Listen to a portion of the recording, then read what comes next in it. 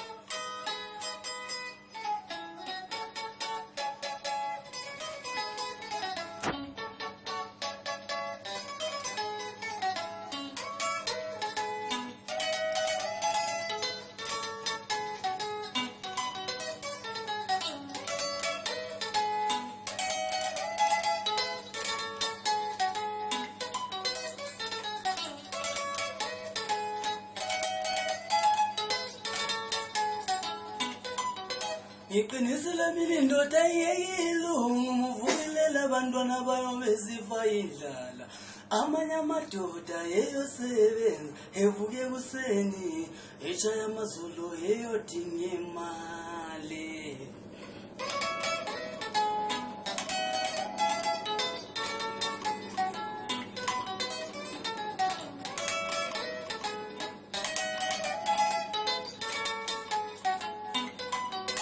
Ubaba njani usevuke kusenegula yena kumela yolima livila Ubaba njani usevuke kusenengezwa kahle yena kumela yosebenzela abantwana livila Ubaba njani usevuke kusenegula yena kumela yolima livila ikule kuseli lendoda kumele yolima ikhale ngalokhu nalokhu baze kuze ayibekezele